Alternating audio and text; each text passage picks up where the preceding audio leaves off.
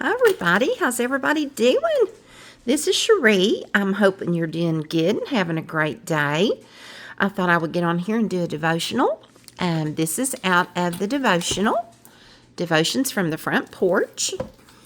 And if you like this video, give it a thumbs up and subscribe. We have different kinds of videos on here, so there might be something you would like. But anyway, we will get started. It's called Nosy Neighbors. Do you have a nosy neighbor, or are you a nosy neighbor? I think sometimes I could be classified as that.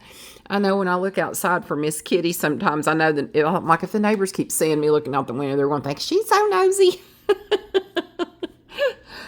This scripture reading comes out of 1 Thessalonians 4:11, and it says, you should mind your own business.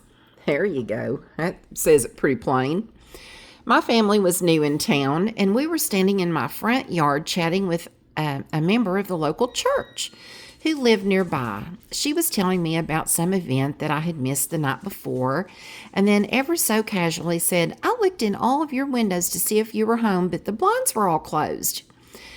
Now, I don't have anything to hide. If you peeked in my windows right now, you would likely find me wearing yoga pants and drinking coffee. In that moment, however, I was forever indebted to the inventor of window blinds.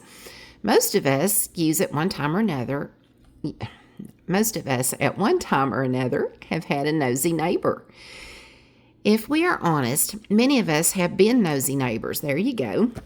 When we live so close to other folks, it's difficult not to wonder what may be going on behind closed doors.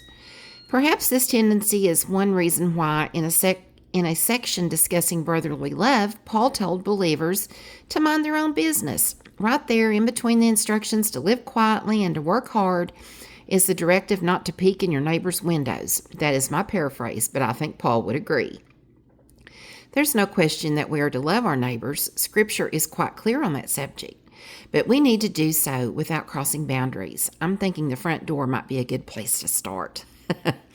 Lord, teach me to love my neighbors well. Help me to set a good example by concerning myself with the affairs of my own household and not meddling in the affairs of others. And I think we've all been guilty of being nosy in one way or another and looking people up on Facebook and seeing what they're into and stuff, cyber looking or cyber stalking or whatever you call it. Maybe not stalking, but just being nosy, you know. But anyway, I hope you enjoyed this devotional. This is my Friday in a flash, so these don't take very long. I just get to the point and give you something to think about. So I'll be doing some more here real soon, and I hope that you have a great weekend. This is Friday, or whenever you're watching this. I hope you have a great weekend or week, and I will be back here real soon to do another video. Thanks for watching. Bye-bye.